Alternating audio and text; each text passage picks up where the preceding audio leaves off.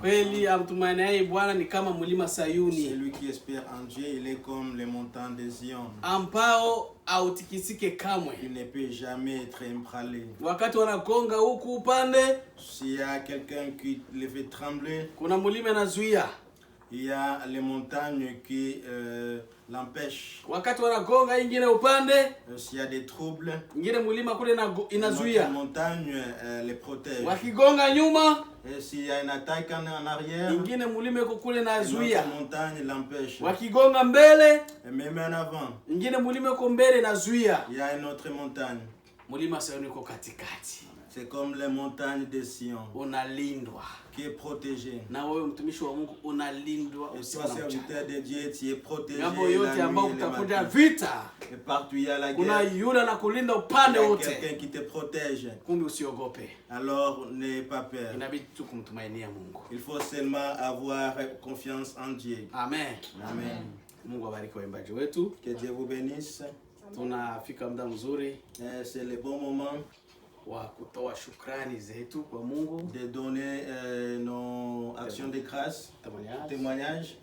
Ikiwa kuna mtu mweko na kile cha kumshukuru Mungu, si tu as des témoignages, karibu. Soyez les bienvenus.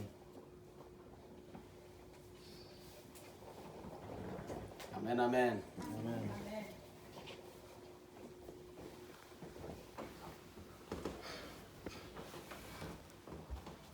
Alléluia.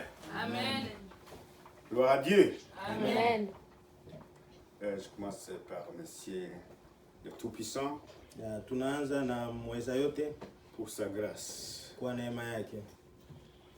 Aujourd'hui, je suis pas ici pour dire, pour tout témoigner de ce que j'ai vu pendant ce confinement. Hapa sitashuhudia yote niliona kwa muda wote. Un seul point. Lakini nagusia tu nukta moja. Parce que Dieu m'a montré. Kwa sababu Mungu amenionyesha qu'il peut, que toutes les richesses que nous avons sur cette terre, amenionyesha kama utajiri wote ambao tunao duniani ça vaut rien. Kama ni bure. Alléluia. Amen. Il m'a demandé de regarder dans la garde-robe. Aliniambia niangalie kwenye garde-robe yangu. Il m'a demandé de regarder dans mes valises. Aliniambia niangalie ndani ya sanduku yangu ya manguo. J'ai plus d'une vingtaine de suits comme ça. Na nikaangalia nina koti kama vile 20. Pendant le confinement, je ne l'avais pas mis un seul. Na wakati ya kuwekwa nyumbani sikuweka hata moja. Il m'a montré les véhicules. Alinionyesha gari. Les gens qui possédaient des véhicules. Watu ambao walikuwa na gari nyingi. Ils n'ont pas roulé depuis un bon moment. Na watu wengi wakutembeza kwa muda fulani. Il a dit, qu'est-ce que tout cela ça vaut? Na akasema na hiyo yote inamaanisha ina mafaa gani? Qu'est-ce que ça vaut ça? Inafalia nini? Les richesses, c'est la parole de Dieu. Amen. Na utajiri ni neno la Mungu. Celui qui se confine en Jésus-Christ. Na yule ambaye amefunikwa na Yesu Kristo. C'est ça la richesse. Ni hiyo ndio utajiri. Les autres, na mambo mengine qui peuvent périr, yote ambayo yanaweza kuharibika, que les morts peuvent manger, yale ambayo yanaweza vidudu inaweza kula, c'est pas une richesse. Hiyo sio utajiri. Les véhicules, les maisons, gari, les habits, manguo, la nourriture que nous avons mis dans les maisons, chakula ambayo tunaweza weka ndani ya nyumba, ce n'est rien. Yote ni bure. Il m'a demandé de faire introspection et puis de partager ceci partout sur la terre. Aliniambia nifikirie hii na nitangaze vile. Celui qui a voulu que le confinement soit. Yule ambaye alifanya kwamba watu waweke nyumbani pour que les gens puissent s'approcher de lui. Ni ili kwamba watu waweze tena kumsogelea. Parce que les gens avaient fui sa présence. Kwa sababu watu walikuwa wamekimbia uwepo wake. Ils ont cherché les richesses. Na wakaanza kutafuta utajiri. Là où il ne fallait pas. Mahali ambako hawangelitafuta. Tout ce que nous avons ici, ça va rester là. Maana yote tunayo yatabakia hapa. Mais notre richesse, c'est la vie éternelle. Lakini utajiri wetu ni ufalme wa mbinguni. Si nous nous confions à lui, ikiwa tutajiacha kwake, c'est ça que nous avons la richesse. Ni hiyo ndio tunaweza kuita utajiri. C'est ça mon témoignage pour aujourd'hui. Hiyo ndio ushuhuda yangu kwa siku ya leo. Amen, amen. Amen. Haleluya. Amen, amen. Nanjye ntangiye gushimira Imana ko yadushikanye kuri ino saa tukiri bazima. Nashukuru Mungu kwa sababu tuko wazima ndeza cha. Kandi nongeye kwishimira kubera yo yemeye ko abatwara baturekurira. Parce que Ko dusubira gukoranira hamwe na bene wacu. Et je remercie aussi le Seigneur parce qu'il a accepté que nous soyons encore une fois ensemble. Igihe cyari giciyeho tutabona na bene wacu ni kinini cyane. Ça faisait longtemps qu'on ne se voyait pas. None uno munsi ndashimira Imana ko yemeye ko tubona na bene wacu muri Kristo. Et non, Amen. je remercie le Seigneur parce qu'il a accepté que nous soyons ensemble. Mumpera amashimana. Amen, amen. Amen. Amen. Haleluya. Amen, amen. Mungu awabariki wapendwa Que Dieu vous bénisse, bien-aimés, kwa ushuhuda nzuri pour tous les témoignages ambao umetoa. que vous donnez. Ushuhuda unajenga kanisa, Parce que les témoignages unaweka construisent nguvu kwa l'église. wengine ambao wana shida. Ça réconforte même ceux qui sont dans les rétrodégradations. Amen. Amen. Tunafika muda mzuri wa kutoa sadaka. Et c'est un bon moment d'offrir à Dieu nos offrandes. Tutaalika waimbaji wetu watupatie nyimbo moja. Et nous allons La appeler louange. nos chansons, nos chanteurs de nous donner des chansons de louange. Amen. Amen. Karibu. Soyez bienvenus.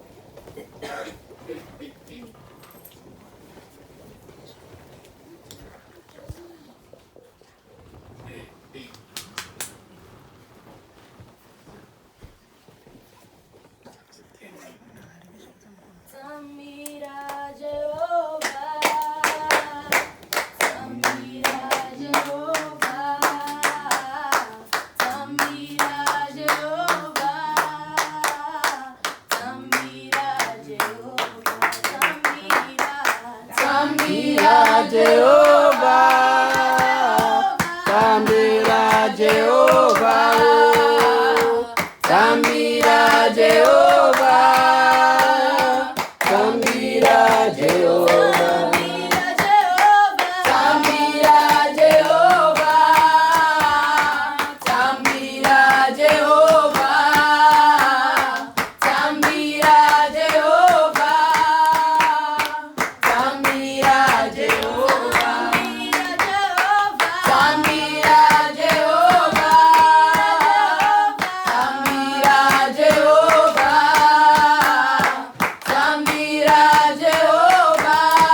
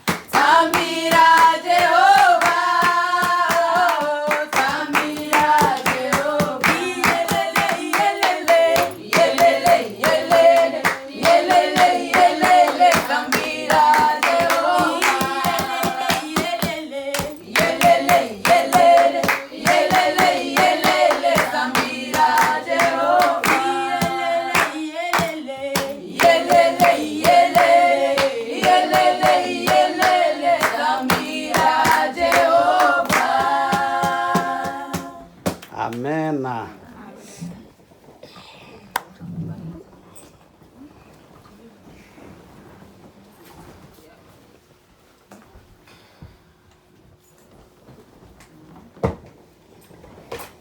Haleluya. Amen, amen, amen. Amen. Asante sana kwa nyimbo ya utoaji wa sadaka. Nous disons aussi merci pour la chanson, pour les offrandes. Na tunashukuru wote ambao Mungu amewezesha kwa siku ya leo kupata kile cha kumtolea Mungu. Nous disons aussi merci à tout le monde que Dieu a donné la force, Mungu et donné awabariki quelque sana. chose, que Dieu vous bénisse. Tunafika muda mzuri wa kuombea sadaka sasa, Et c'est un bon moment, là nous allons prier pour les offrandes. na yule atakayeombea sadaka atakumbuka pia kuombea mnenaji wetu wa leo. Et celui qui va prier pour les offrandes, il va aussi prier pour les prédicateurs d'aujourd'hui. Basi tunamkaribisha mama Elizabeth, Maman Elisabeth ataombea va sadaka prier pour les offrandes. na atatia mnenaji wa leo mkononi mwake. Et il va aussi prier pour les prédicateurs Karibu d'aujourd'hui. sana.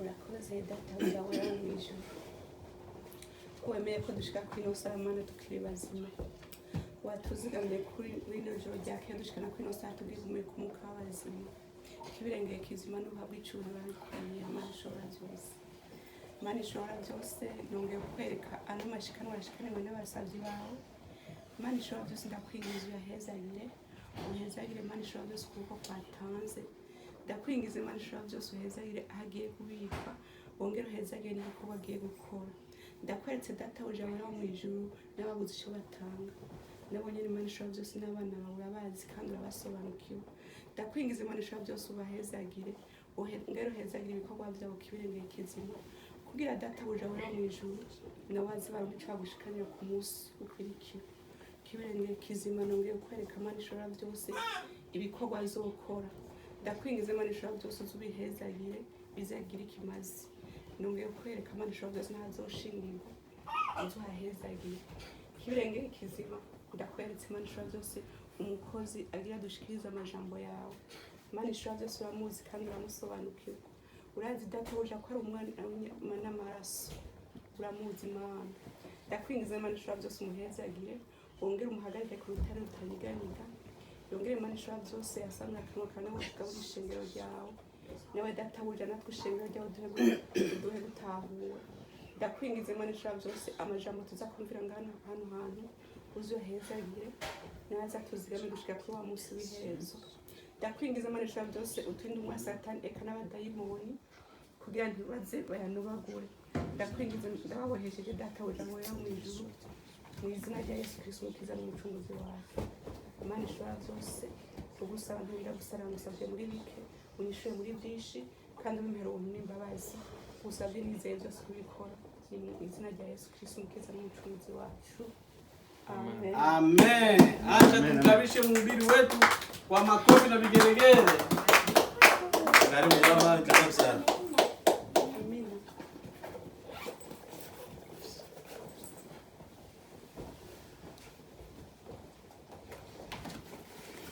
Alléluia. Gloire à Dieu. Amen. Nous sommes très choyés Tunafurahi sana d'être à la présence du Seigneur. kuwa katika uwepo wa Mungu. Oui, on s'était manqué, Kweli tumekosana kimwili, mais nous étions ensemble lakini tulikuwa pamoja spirituellement. kiroho, Parce que nous partagions les mêmes objectifs. kwa sababu tuna malengo mamoja, Les objectifs que Dieu nous a tracés. lengo ambazo Mungu Parce ametupatia, que nous voyons que nous sommes dans le même chemin. kwa sababu tumeona tuko njiani moja. Alléluia. Amen. Parce que l'arrivée, la destination est la seule. Kwa sababu mahali tuendako ni pamoja tu. Moncton et Shediac, c'est pas loin. Kwa sababu Shediac na Moncton si mbali. Même Fredericton à Québec ou Montréal ou Alberta, c'est pas Hata loin. Fredericton, Montreal yote si mbali. Même du Canada au Burundi ou au Hata Congo, c'est pas Canada na loin. Burundi, Congo kote si mbali. Alléluia. Amen. Nous sommes tous dans le même paquet. Sote tuko pamoja. Que Dieu nous aide. Mungu atubariki. Aujourd'hui, nous allons partager une parole. Na leo tutachangia neno moja. Avant de partager cette parole, Na kabla hatujachangia hii neno, il faut nous souvenir toujours de Dieu. sharti tumkumbuke kwanza Mungu. Alléluia. Parce que Dieu est puissant. Kwa sababu Mungu ni mweza yote. Dieu est omniprésent. Yeye ni Mungu ambaye yuko mahali kote. Dieu qui a créé les cieux et la terre. Muumbaji wa mbingu na nchi. Qu'il soit loué. Yeye usifiwe milele. Alléluia. Alors, avant de commencer, je voudrais d'abord vous faire une petite introduction. Na kabla sijaanza, achilia niingilie katika kiingilio.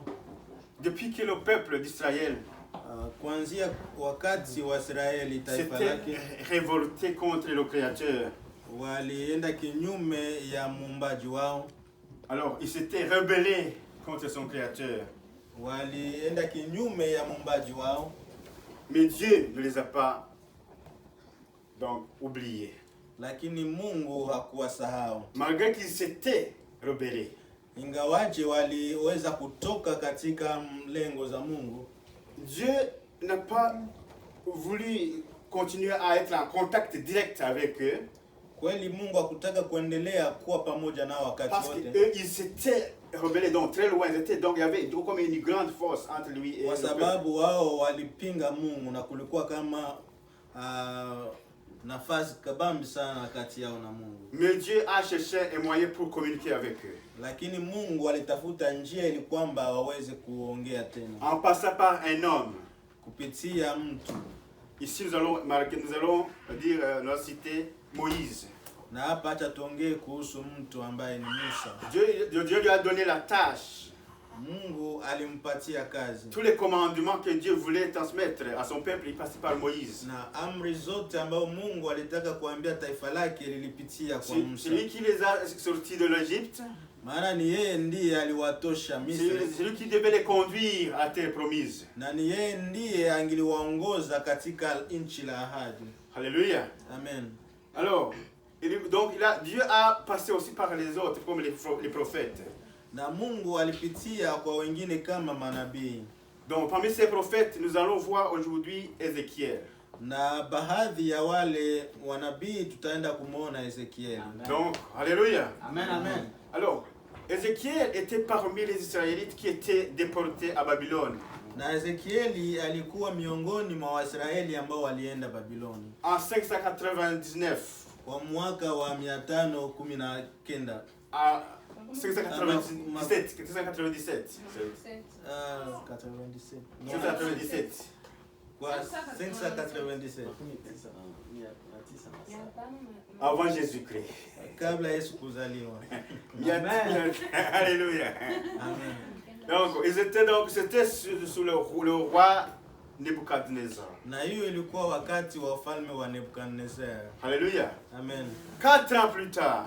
Na miaka 4 baada ya hapo. C'est-à-dire 593. Yaani 593. Avant Jésus-Christ. Kabla Yesu hajazaliwa. Dieu Mungu choisit Ézéchiel.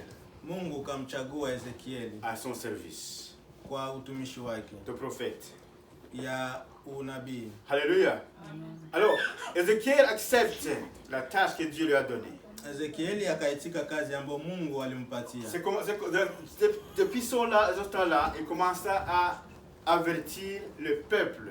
Na tangu wakati ile Ezekieli akaanza kuonya taifa. Donc il a donné des avertissements aux Juifs qui étaient déportés avec lui à Babylone. Akaanza kuonya Wayahudi ambao walienda huko Babylone. En même temps, il avertissait aussi les Juifs qui étaient restés à Jérusalem. Na akaendelea vile vile kuonya Wayahudi ambao walibakia Yerusalemu. Alléluia. Alors, inspiré par beaucoup de visions. Na yeye katika kusogezwa kupitia maonyo fulani, lui, il a commencé à comprendre. Yeye akaanza kuelewa. Et c'est ce qu'il a dit aux autres. Na ndivyo alivyowaambia wengine. Que chaque personne, chaque individu wote ama mtu yeyote yule est responsable de ses propres actes. Yeye anakuwa mwenyezi ama anakuwa responsable wa matendo yake mwenyewe. Donc ces avertissements qu'il donnait au peuple, aux Juifs qui étaient déportés avec lui, Na hiyo maonyo yote ambayo alikuwa anaambia kwa Wayahudi ambao walienda uhamishoni pamoja c'était naye, pour les aider à se renouveler, avoir une vie renouvelée. ilikuwa ni kwamba waweze kupata maisha tena yaliyo mapya, Comme une intention que celui qui serait renouvelé, qui serait changé, la vie serait changée, serait repentie, ili kwamba wale ambao wataweza kubadilika waweze wakatubu pouvait revenir na à waweze Jérusalem kurudia hata Yerusalemu quand la ville serait reconstruite. wakati mji utakuwa umejengwa tayari. Alléluia. Amen, amen. Alors, pour connaître la tâche que Dieu avait donnée à Ézéchiel, Na kama tunapenda kujua kazi ambayo Mungu alipatia Ezekiel, lisons dans Ézéchiel chapitre 33 verset 1 à 9. tutasoma katika kitabu ya Ezekieli 33:29. Alléluia. Amen, amen. Si vous avez vu, pas encore. Et notre peut lire dans Ézéchiel 3 verset 17 à 21.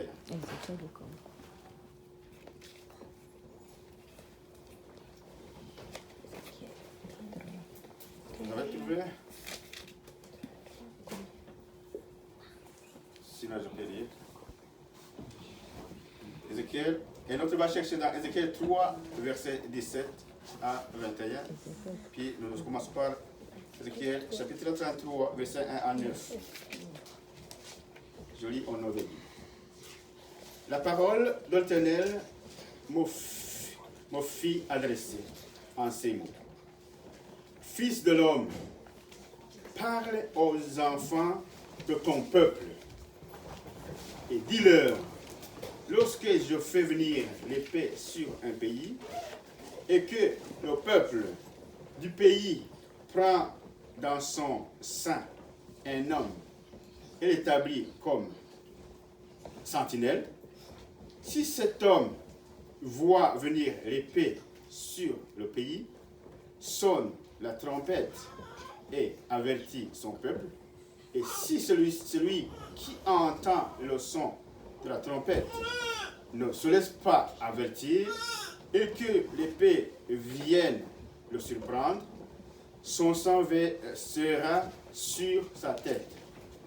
Il a entendu le son de la trompette et il ne s'est pas laissé avertir. Son sang sera sur lui. S'il se laisse avertir, il sauvera son âme. Si la sentinelle voit venir l'épée et ne sonne pas la trompette, si le peuple n'est pas averti et que l'épée vienne enlever à quelqu'un la vie, celui-ci périra à cause de son iniquité, mais je redemanderai son sang à la sentinelle. 7. Et toi, fils de l'homme, je t'ai établi sentinelle sur la maison d'Israël. Tu dois écouter la parole qui sort de ma bouche et les avertir de ma part. 8. Quand je dis aux méchants, méchant, tu mourras. Si tu ne parles pas pour détourner le méchant de sa vie, de sa voie, ce méchant mourra dans son iniquité. Et je te redemanderai son sang. Mais si tu avertis le méchant pour le détourner de sa voie, et qu'il ne s'en détourne pas, il mourra dans son iniquité, et toi, tu sauveras ton âme. Alléluia. Amen. Tunasoma Ezekiel sura yake ya 3, 3, 17 à 21. 17 à 21. Tunasoma katika jina la Yesu Kristo. Alléluia. Neno la Mungu linasema hivi: mwanadamu, nimekuweka kuwa mlinzi wa nyumba ya Israeli. Basi sikia neno hili litokalo katika kinywa changu, uwape maonyo haya yatokayo kwangu. 8. Nimwambiapo mtu mbaya, hakika utakufa, wewe usimpe maonyo, wala usisemi na moyo na huyu mtu, mbaya, ili kumwonya kusudi aache njia zake mbaya na kujiokoa roho yake. Mtu yule mbaya atakufa katika uovu wake, lakini damu yake nitaitaka mkononi mwako. Lakini ukimwonya mtu mbaya, wala yeye haumwachi ubaya, aachi ubaya, wala yeye hauachi ubaya wake, wala njia yake mbaya, atakufa katika uovu wake, bali wewe umejiokoa roho yako. 20. Tena mtu mwenye haki ayachapo haki yake na kutenda uovu, nami nikiweka kikwazo mbele yake, atakufa, kwa sababu hukumwonya, atakufa katika uovu wake. Wala matendo yake ya haki aliyoyatenda hayatakumbukwa katika damu yake. Nitaitaka mkononi mwako. 21. Basi ukimwonya mwenye haki kwamba yule mwenye haki asitende dhambi, tena ikiwa yeye hatendi dhambi, hakika ataishi, kwa sababu alikubali kuonywa, nawe umejiokoa roho yako. Amen. Sois béni, serviteur de Dieu. Alléluia. Amen. Donc, au chapitre 33, verset 1 à 9, Kwa hiyo shairi ambayo tumesoma, nous voyons que Dieu commence à expliquer à tunaona namna Ézéchiel, gani Mungu anaanza kufasiria Ezekieli. avant de vous dévoiler le secret, Kabla hajasema siri avant de lui dire tu l'as choisi pour un certain poste, ya kama amewekwa kwa ajili ya nafasi fulani, Dieu se tient comme un employeur qui engage un nouvel employé. Mungu hapa anajieleza kama vile mtu ambaye anaupatia mtu kazi. Alléluia. Amen. Il explique les Anaanza obligations, kufasiria kazi ambazo il utafanya. explique les devoirs Anaanza kusema masharti pour un poste de sentinelle. kwa kazi hiyo ya ulinzi. Alléluia. Amen. Donc, il dit que toute sentinelle, Anasema ya kama mlinzi wowote ule, il y a des choses qu'il doit faire. kuna jambo ambazo sharti afanye. Alléluia. Amen. Alléluia. Amen. Alléluia. Amen. Alors, qu'est-ce qu'il fait une sentinelle? Lakini mlinzi ni nani? Donc, dans le camp, il y a dans l'armée, il y a donc l'armée, dans un camp, on doit monter la garde à tout le temps. Katika majeshi sharti wafanye ulinzi wakati wote, Parce qu'ils ont peur que l'ennemi puisse les attaquer. kwa sababu adui anaweza akawainukie aizuru wakati Ils sont gani, toujours aux aguets.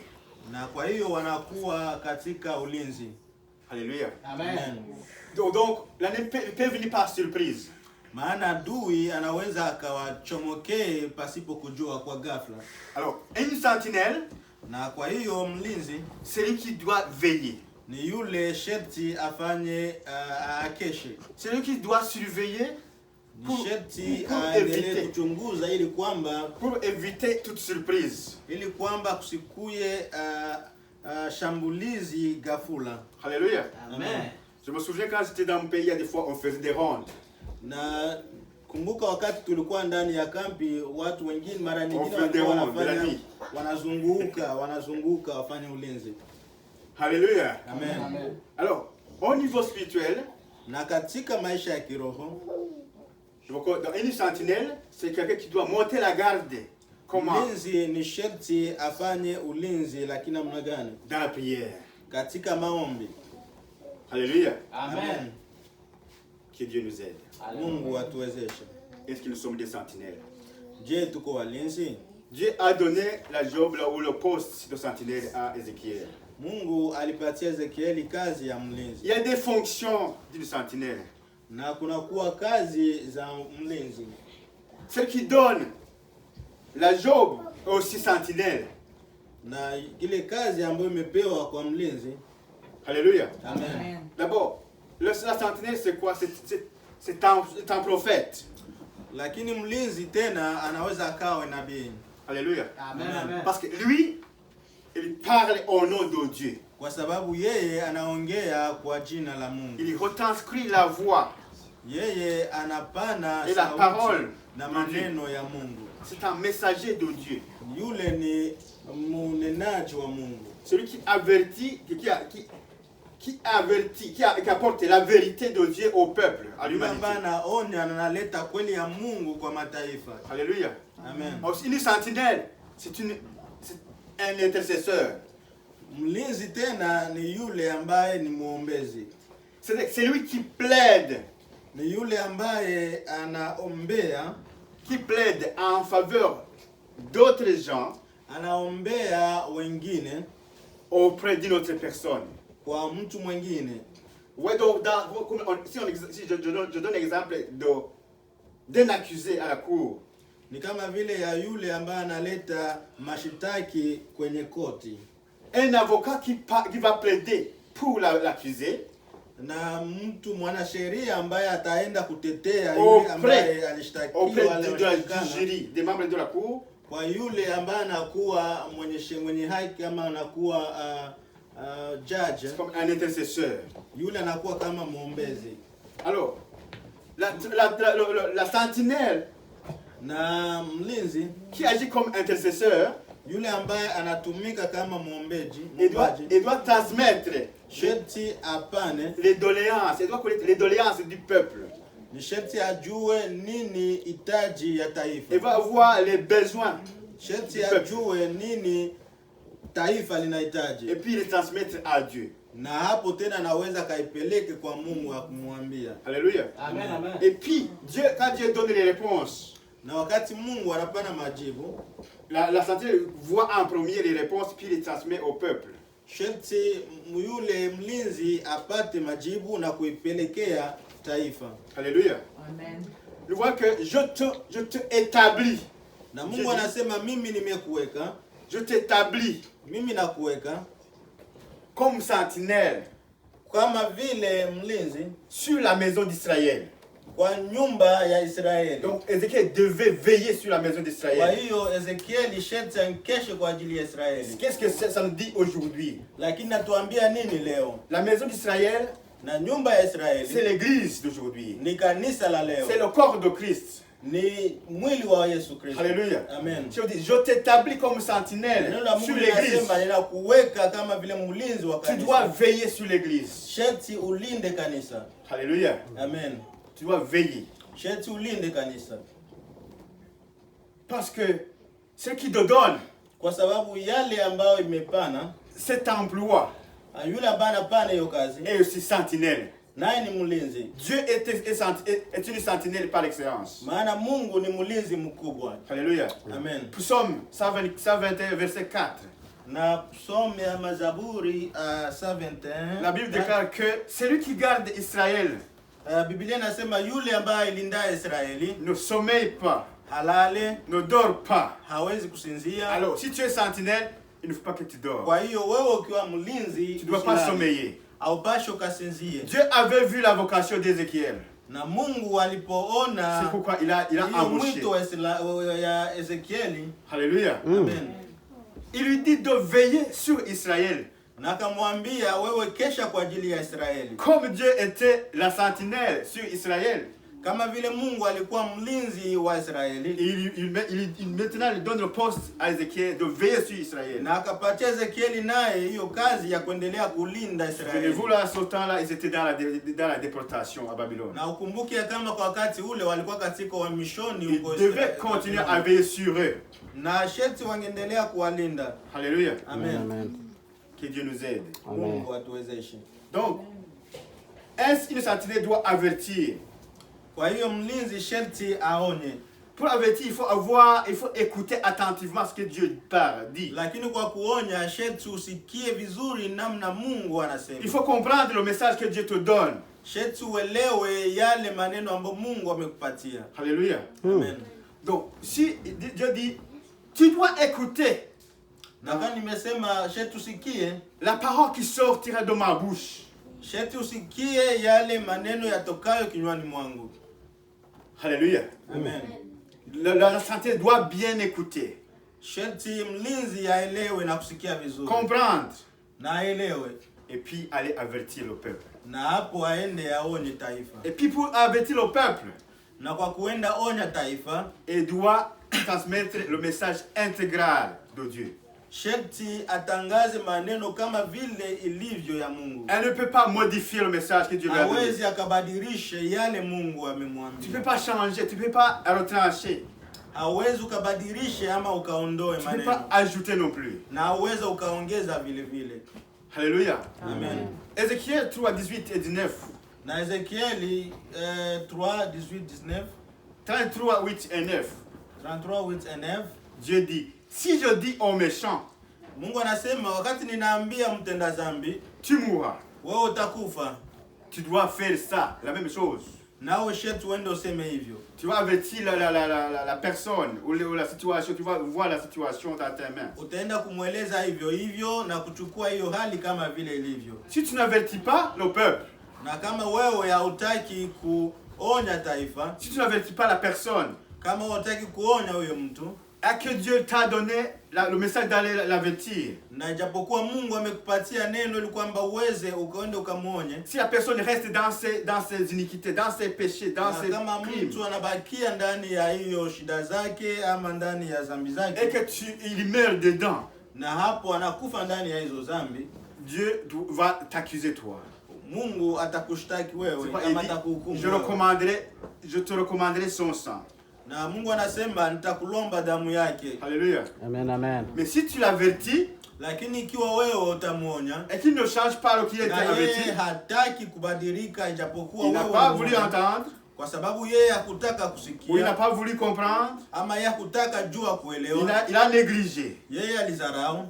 S'il a négligé et qu'il Na meurt, ikiwa alizarau na hapo akakufa, toi tu as sauvé ta vie. hapo Alléluia. wewe unakuwa umejiponya Amen, mwenyewe. amen.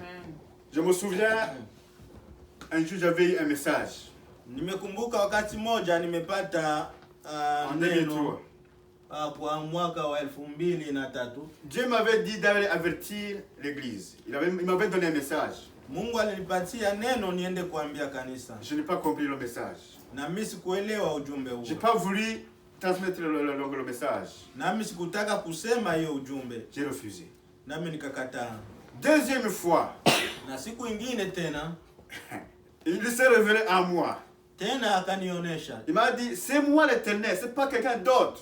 Akaniambia ni mimi Bwana, si mwingine.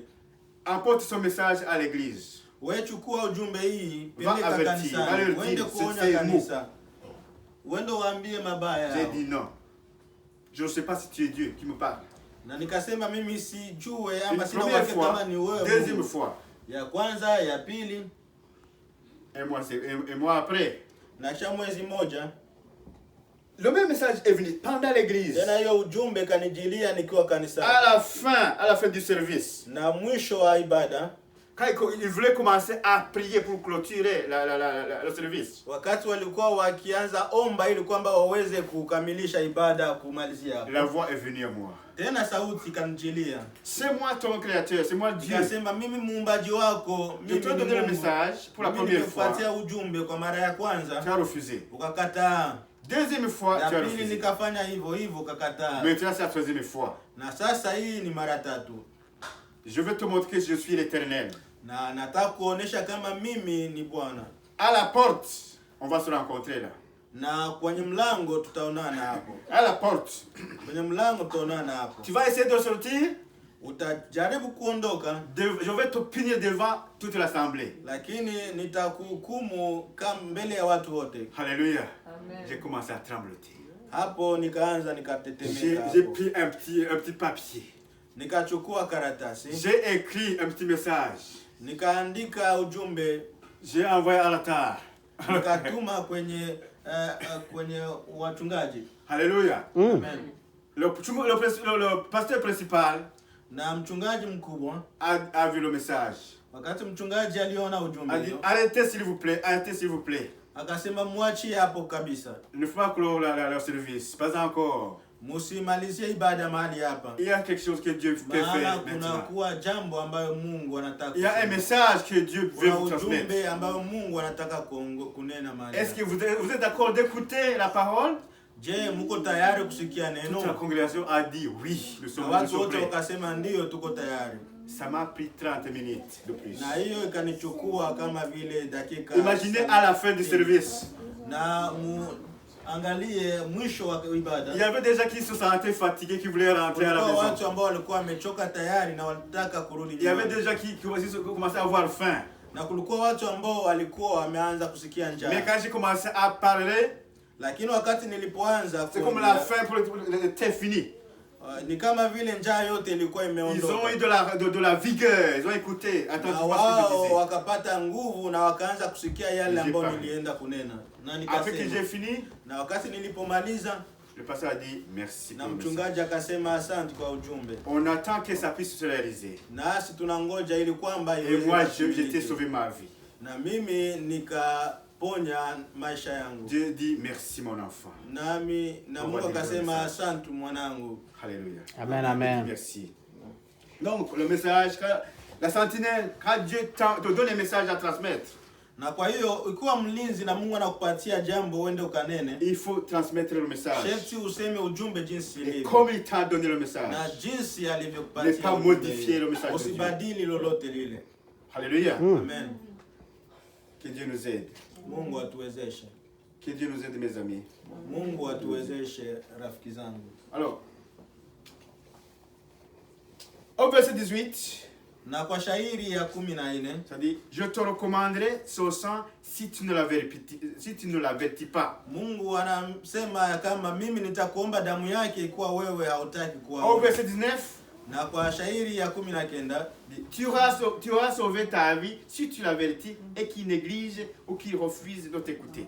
Anasema wewe utaokoa nafsi yako ikiwa utawaonya lakini wao hawakutaka kubadilisha njia zao. Alléluia. Amen. Nous voyons au verset 20 et 21. Na kwa shairi ya 20 na 21, nous voyons que la sentinelle, tunaona ya kama mlinzi ne doit pas seulement avertir les pécheurs. Haiko tu na kazi ya kuonya watenda dhambi, elle avertit aussi les justes. Anaweza hata kuonya wale wenye haki. Alléluia. Amen. Parce qu'il arrive un moment où un juste peut tomber. Maana kunafika wakati ambako hata mwenye haki anaweza akaanguka. Au verset 20 ça dit, si un juste abandonne sa justice et qu'il fait ce qui est mal, na Biblia inasema ikiwa mwenye haki ataacha haki yake na kutenda yaliyo mabaya, je mettrai un piège devant lui. Je mettrai un piège devant lui. Mimi nitaweka mtego mbele yake. Et il mourra. Naye atafa. Mais si tu l'avertis, lakini ikiwa utamuonya et qu'il ne change pas, na kama hapendi kubadilika, tu auras sauvé ta vie. Wewe utaponya nafsi hiyo. Si tu ne l'avertis pas, kama wewe hautaonya, c'est toi qui vas périr. Ni wewe ndiye utakufa. Alléluia. Amen, amen. Que Dieu nous aide. Amen. Mungu atusaidie. Où est-ce que la santé va se placer alors, mes amis? Kwa hiyo ni mahali gani ndipo où est-ce que la garde de la sentinelle doit être? Ulinzi wa mlinzi sharti uwe mahali gani? À la montagne. Ni kwenye mlima. Une haute montagne, mes amis. Mlima wa juu sana. Nous voyons que Jésus lui-même, na tunaona Yesu mwenyewe, il veillait. Alikuwa anakesha. Dans la prière. Katika maombi. Dans Luc, chapitre 6, verset 12.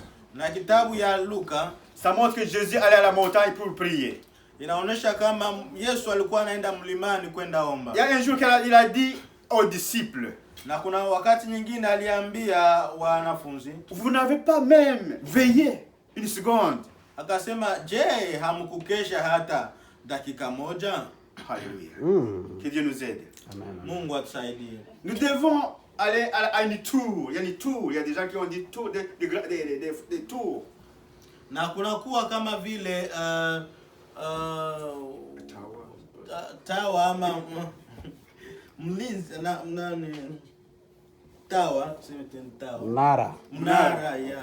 Alléluia. Sois béni, mon ami. Merci. Alors, c'est quoi? Donc, faire une garde sur une tour, ça signifie quoi? Kufanya ulinzi kwenye mnara inamaanisha nini? C'est invoquer le nom de l'Éternel. Ni kama vile kualika jina la Bwana. Alléluia. Amen. Parce que, Proverbe, chapitre 18, verset 10, Kama vile Mezali inavyosema, la parole de Dieu dit que le nom de l'Éternel est une tour forte. ya kama neno la Bwana ni ngao imara. Alors, aller sur la montagne, Kwenda kwenye mlima invoquer le nom de l'Éternel, na kuita jina la Bwana invoquer le nom de l'Éternel dans la prière. ni kama kuita jina la Bwana katika maombi. Tout le temps, Wakati wote, en tout lieu, mahali kote, une sentinelle doit veiller. mlinzi sherti akeshe. Si tu dors Wakati umelala et que ton employeur vient, na kisha yule mlinzi wako C'est ama grave. mtumishi bosi wako anakuja, Si tu hiyo dors. ni jukumu. Ikiwa unalala et que l'ennemi vienne te surprendre, na adui ya kujilie kwa c'est ghafla, grave. itakuwa vigumu sana. Imaginez dans l'armée, donc si vous veillez sur la nation, Na angalia ikiwa uko ndani ya wajeshi na wewe uko mlinzi wa jeshi, si tu n'avertis pas, si tu ne vois pas l'ennemi venir, na kama utakuwa umelala na adui amejitokeza au kuona, et que l'ennemi vous surprend, na adui sasa amekuchomokea kwa ghafla, le peuple va périr. taifa litaangamia. Le peuple va périr parce que tu n'as pas averti. Taifa litaangamia Ou kwa tu étais sababu endormi. au kuonya ama kwa sababu ulikuwa umelala. Que Dieu nous aide. Mungu Alléluia. atusaidie. Amen, Mes amen. amis, veiller, c'est pas une chose facile. Kukesha wapendwa, si kazi rahisi, C'est pas facile, mes amis. si rahisi. Ils arrivent qu'on se sente fatigué. Inafika mahali ambako umejisikia kuchoka. Il arrive qu'on se sente faible. Inafika mahali ambako unajihisi kuwa mdhaifu. Une bonne sentinelle doit refaire recours aux autres sentinelles. Lakini mlinzi mzuri shetsi aende na kuambia wengine walinzi. Tu dois demander recours aux autres intercesseurs. Shetsi uende kuomba waombaji wengine msaada. Parce que l'union fait la force. Kwa sababu Amen. moja ni nguvu. Alléluia. Amen, amen. Dieu nous recommande de faire recours aux autres. Na Mungu anatuambia tuende kuangalia wengine. Alléluia. Amen. Si nous voyons que les choses Na ikiwa tutaona mambo ne s'améliorent pas, kama mambo haiko vizuri, si nous voyons que les choses ne s'améliorent pas, ikiwa tutaona mambo haiko vizuri, qu'est-ce que nous allons faire? nini tutafanya? Il faut tenir. Sherti tuwe makini, Parce que quand le combat devient plus fort, maana wakati vita itakuwa vigumu sana, quand le combat devient plus fort, c'est quand le combat va s'achever, va finir. ni mwisho wa vita ndiko vita imekuwa vikali Quand sana. on a prié depuis longtemps, Ikiwa tutaomba kwa muda mrefu, quand nous avons dit que les choses n'avancent pas, wakati tumekuta kama mambo hayaendeke, quand nous avons vu que les choses donc s'empirent de plus belle, wakati tunaendelea kuona kama mambo yanaendelea kuwa vigumu na mabaya tena, c'est-à-dire que la victoire, on est au bout de la victoire. hiyo inamaanisha ya kama tunaenda kusogelea ushindi. Alléluia. Amen. Nous approchons la victoire. Tunaenda kusogelea Ne ushindi. lâchez pas. Usiache, Un soldat ne lâche pas. maana askari Un hawezi soldat akaache. de Jésus ne lâche pas. Askari wa Yesu hawezi akaache. Alléluia. Amen. Il faut tenir. Sherti uchukue Parce que uamuzi wako na Quand kushimama. les choses s'empirent, le combat devient plus fort. Maana wakati vita inakuwa mgumu sana, Quand le combat devient plus, c'est là où la victoire arrive. ni hapo ndipo ushindi umetokelea. Alléluia. Amen. Que Dieu nous aide. Amen, Mungu amen, amen. atusaidie. Les gens de l'entourage peuvent ne pas comprendre notre message. Na watu wa mahali wanaweza kashindwa kuelewa neno, Les gens de l'entourage peuvent ne pas comprendre notre langage. na watu wenye mahali huenda uwezo wakasikia kauli yetu. Les gens de l'entourage peuvent ne pas comprendre ou faire face à l'avertissement. Wanaweza wakashindwe kuelewa hiyo onyo, Mais c'est normal ça. lakini hiyo ni kawaida. C'est normal parce que la sentinelle va voir tout avant eux. Maana mlinzi sharti aone mambo mbele ya wengine. Quand tu es toujours à la montagne, Ikiwa utakuwa kwenye mlima, quand tu es toujours devant Dieu, ikiwa utakuwa tu mbele ya Mungu, Dieu te révèle des secrets. Mungu atakuonesha siri. Parce que Dieu a dit, je ne ferai rien sans avertir mon peuple. Maana anasema sitafanya lolote lile kabla sijaambia ama kuwaonyesha watumishi wangu. Le Saint-Esprit te montre ce que Dieu veut faire. Kwanza Roho Mtakatifu atakuonesha yale Mungu ambaye anataka Quand tu es kufanya. toujours sur la montagne, Wakati utakuwa mlimani, le Saint-Esprit peut te montrer quelqu'un dans ta vision, dans ta pensée. Mungu ama Roho Mtakatifu anaweza kuonesha mtu fulani katika maonyo. Le Saint-Esprit peut te montrer une situation quelconque. Na Roho Mtakatifu anaweza kuonesha hali fulani. Qu'est-ce que tu dois faire après avoir vu ça? Lakini utafanya nini kisha kuona haya? C'est le temps d'intercéder. Hiyo ni wakati sharti uombe. Parce que l'intercession, c'est la fonction d'une sentinelle. Maana maombezi vile vile ni kazi mojawapo ya mlinzi. Tu ne peux pas commencer à critiquer. J'ai vu ceci sur la personne, qu'est-ce qui se passe? Alors, il faut aller l'avertir. Hautaanza sema nimeona kitu fulani kwa ajili ya mtu fulani, sharti uende kwanza ukamuone huyo mtu. Mais il faut d'abord prier. Lakini omba kwanza kabla hujaenda. Parce que quand tu vas lui dire, Ili kwamba wakati utakapoenda kumwambia, elle ne peut pas comprendre ton message. aweze kuelewa yale ambayo unataka kusema. Mais c'est toi qui as vu avant elle. Maana ni wewe ndio uliona kabla yeye hajaona. Alléluia. Amen. Que Dieu nous aide. Mungu atusaidie. Pour clôturer, mes amis, Na kwa kumalizia nous wapendwa, sommes à la fin maintenant. maana tumefika mwisho wa ibada yetu. Alléluia. Amen. Nous devons nous mettre à la place d'Ézéchiel. Sheti tujiweke kwa nafasi ya Ezekieli. Dieu lui a donné la tâche Mungu amempatia kazi de veiller Ezekieli sur Israël. ya kufanya ulinzi juu ya Il Israeli. dit, parle à ton peuple. Na kusema ongea na taifa lako. Chapitre 33, verset 2. Na sura ya 33 Parle à ton peuple. nasema ongea na taifa lako. Ézéchiel l'a fait. Na Ezekieli alifanya hivyo. Alléluia. Amen. Et puis, même si Jérusalem a chuté, a été détruit, Na ingawa Yerusalemu ilibomolewa, Ézéchiel avait fait sa job. lakini Ezekieli alifanya kazi yake. Alléluia. Amen. Le statut d'Ézéchiel n'a pas changé. Na Ezekieli hakubadilika. Il ne faut pas que le statut d'une sentinelle puisse changer. Na si vizuri kazi ya mlinzi ibadilike. Alors, avant d'aller changer les autres, avant d'aller de veiller sur les autres, Na kabla wewe haujaenda kukesha kwa ajili ya wengine, nous devons d'abord veiller sur nous-mêmes. sharti tukeshe kwanza juu ya maisha yetu wenyewe. Parce que la parole de Dieu nous dit que notre corps, c'est le temple de Dieu. Kwa sababu neno la Mungu linasema ya kama mili zetu ni hekalu Nous devons ya Roho veiller sur Mtakatifu. Sharti tukeshe kwa ajili yetu. L'église, c'est le corps de Christ, Na kanisa ni mwili wa Yesu. qui est fait des membres. Na nayo imefanyikwa kupitia vipande ama Il faut que chaque membre soit correct, soit bien. na inahitaji kila mwanamemba awe salama. Il faut que chaque membre du corps soit en bonne santé. Sharti memba yote ya mwili iwe kuna afya nzuri. Alléluia. Amen. Alors, en regardant Ézéchiel 33, verset 7 à 9, Na tukisoma tena katika kitabu ya Ezekiel, nous voyons que le statut d'Ézéchiel n'a pas changé. tutaona ya kama yale Ezekiel alikuwa anafanya kubadilika. Alors, pourquoi nous devons parler? Lakini kwa sababu gani sisi tutasema?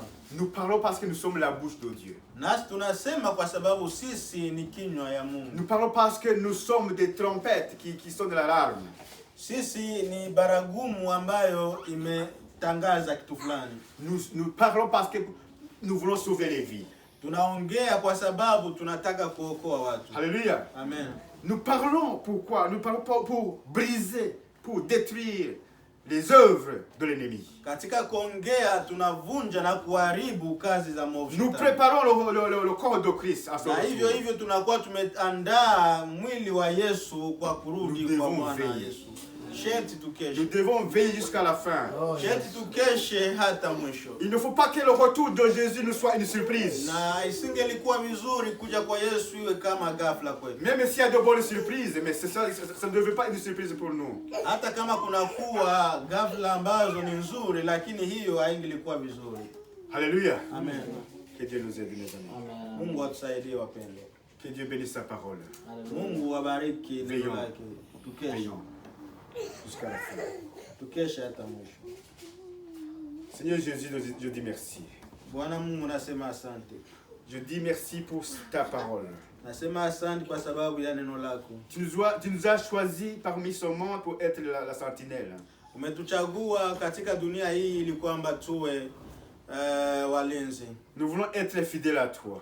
Nasi tunataka kuwa waaminifu kwako. Nous voulons que tu nous utilises comme sentinelle de ton peuple. Tunahitaji utuongoze kama vile taifa, kama vile walinzi wa taifa lako. Révèle-nous encore une fois tes secrets. Utufunulie tena siri zako. Le conforte-nous. Utuweke Tous les nguvu jours. wakati wote. Merci Seigneur. Asante Yesu. Au nom de Jésus. Kwa jina la Yesu. Amen. Amen. Amen, amen, amen. Barikiwa sana mtumishi. Hallelujah. Amen. Amen, amen. Amen. Jamani tunashiba. Nous sommes rassasiés. Nani mwenye kushiba na neno la Qui leo? n'a pas mangé la nourriture d'aujourd'hui? Amen. Amen. Mtumishi wa Mungu anatupatia neno nzuri sana. Le Saint de Dieu nous a donné une belle parole Ya kututazari, pour nous avertir, ya kutuambia tuko walinzi. en nous disant que nous sommes des gardes. Mulinzi ni mtu muhimu sana katika kampuni.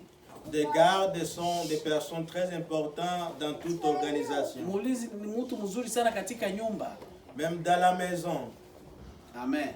Amen. Maandiko yanasema Et la parole nous dit, mulinzi angalijua saa yenye mwizi atafika. et la Bible nous dit que si un garde savait à quel moment que les voleurs allaient rentrer, Angalikesha. il allait veiller. Amen. Angalikesha. Il allait veiller. Kumbi sasa kama vile walinzi Et nous, comme des gardes, inabidi tuwe macho kila siku. nous devons veiller tout le temps. Kwa sababu atujue saa gani mwizi anaweza kuja. Parce qu'on ne sait pas à quel moment les voleurs peuvent venir. Na anatupatia mfano nzuri ya mulinzi kama vile Ezekieli. Et nous a donné un bon exemple d'un garde comme Ézéchiel. Lakini ikiwa utalisikia ujumbe Mais si tu vas écouter cette parole na kulishika, et la garder, utaokolewa. tu vas être sauvé. Na damu yako Et même ton sang, haitakuwa juu ya mulinzi, ton sang ne sera pas au-dessus sur la garde. kwa sababu mulinzi alikutayarisha. Parce qu'il t'a préparé. Kuna hatari inakuja. Il t'a dit qu'il y a un danger qui s'approche. Amen. Amen. Na usiposikia neno la Et mulinzi, si tu n'écoutes pas la parole du garde, imagine toi mtu anachunga lupango, imagine-toi pour quelqu'un qui surveille une clôture unakuya mwizi, banakuya wabandi wanakuja. et que surviennent des bandits Mulinzi anaona kudirisha. et que les gardes regardent par les fenêtres Ukadirisha kake anaona avec par un petit trou. watu wanakuja na Et dit, mabunduki mais je vois des bandits venant avec des armes. na anakimbia kuchumba ya mwenye Et puis il nyumba. s'enfuit dans la chambre de propriété de la Bwana maison. unakuja wabandi, Et puis, kimbia. fuis parce qu'il y a des bandits, tu dois sauver ta peau. Kimbia. Fuis. Sote hata dirisha kule Tu wende peux kule même nyuma sauter de ukimbie. l'autre côté. Ah. Wewe achana na mchezo yako. Et puis la personne dit ah, arrête, ça c'est un blague. Mimi hawezi nifanya kitu. Il ne peut rien me faire moi. Na wabandi wanaingia, Et que les bandits arrivent, wanamkuta, et que les bandits les racontent, wanamuua. et que les bandits les tirent. Mungu aliambia Ezekieli nini? Qu'est-ce que Dieu a dit à Ézéchiel? Damu yake Et que son sang, lui, itakuwa juu ya ule ça bwana wa va nyumba mwenyewe. être sur lui-même à cause de sa Kwa négligence. sababu mulinzi alimupa ujumbe, Parce que le garde a dit tout ce qui vient. lakini hakutaka kusikia. mais il n'a pas voulu accepter. Na sisi kanisa Et nous qui sommes église, tunakuwa na mlinzi neno la Mungu. nous avons aussi les gardes qui est la parole Mara de Dieu. kwa mara inatuonya. Ça nous dit tout le temps, ça nous avertit tout le temps. Inatuonya katika njia zetu zibaya. Ça nous avertit d'abandonner nos sentiers qui sont sinueuses. Na ikiwa tutasikia, Et si nous n'allons pas accepter, damu yetu itakuwa juu yetu wenyewe. nos sang sera sur nous-mêmes, sur nos têtes. Kumbe inabidi kusikia neno la Mungu. Alors c'est une bonne occasion d'écouter Kupitia la parole watumishi wa de Dieu Mungu. à travers les serviteurs de Dieu, Na utapona. et tu auras sauvé ta vie. Mungu abariki neno lake na Que bariki Dieu mtumishi bénisse sa parole et qu'il bénisse aussi les serviteurs qu'il a aliyetupatia utilisés. neno nzuri. Amen. Amen. Tunafika muda mzuri wa matangazo. C'était un bon moment d'annoncer les annonces. Na tangazo la kwanza, Yesu ni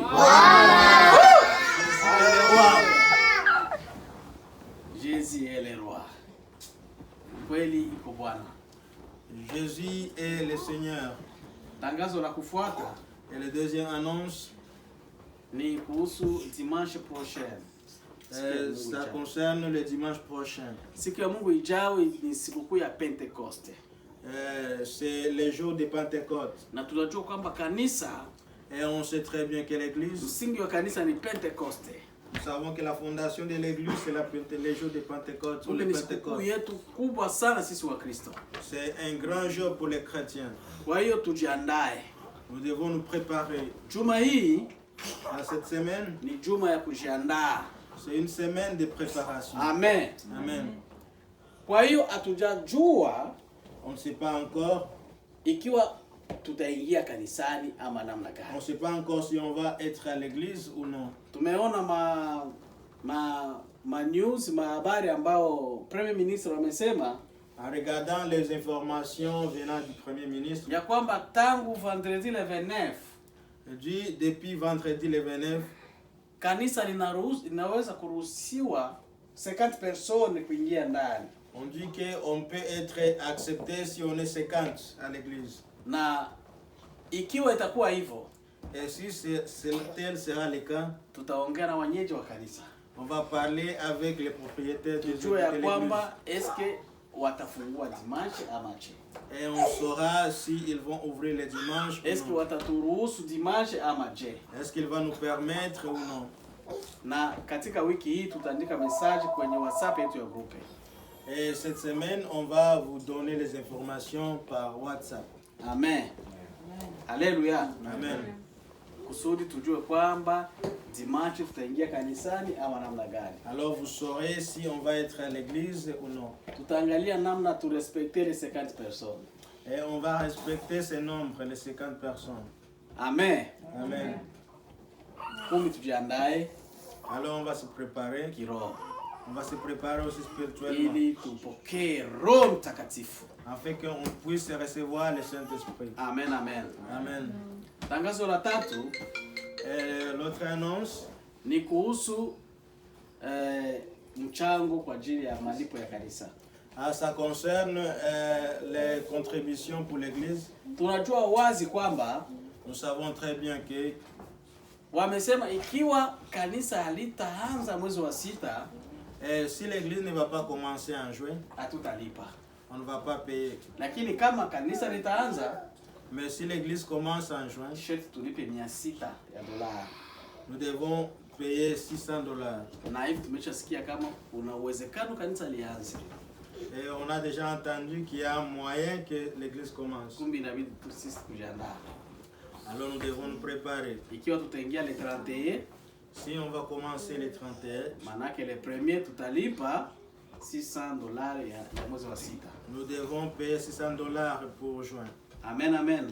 Amen. Tunawaomba wandugu wote ambao wanahusika na kazi ya mchango huo Et nous demandons à tous les gens qui s'occupent de cette contribution wajiandae. de se préparer. Amen, amen. Amen. Na tunamshukuru Mungu Et nous disons merci à Dieu kwa hiyo neema tumepata hata ya ile 50 personnes. pour cette grâce, même pour 50 personnes. Na tuendelee kuomba ili Mungu aendelee kutenda makuu. Et nous allons continuer à prier afin que Dieu puisse opérer des miracles. Amen, amen. Amen. Tangazo lingine ni kuhusu maombi. Et notre annonce, ça concerne la prière. Maombi tutaendelea kwanza tena gisi tunafanya kwa mtandao katika wiki hii. On continuera à le faire par l'internet cette semaine. Tutaenda tunachunguza gisi ewa iko mambo iko naendelea, Tout en observant l'évolution des choses. Tukiona wanaanza kuruhusu watu wengi, ni hapo tutaanza kufanya maombi. Si on voit qu'on commence à permettre beaucoup de gens à se réunir, Lundi maombi itakuwa kwenye mtandao kama kawaida, le lundi on va être encore par internet encore, na mardi hivyo hivyo. même les mardis. Mungu atubariki. Que Dieu nous bénisse. Amen. Amen. Tunafika mwisho wa ibada yetu. Nous arrivons à la fin de notre service d'aujourd'hui. Tutaenda kumwalika mama yetu Elizabeth wa Dieppe, ataenda kuomba Mungu kwa kumaliza. On va demander à Elisabeth de Dieppe de prier pour nous. Karibu mama.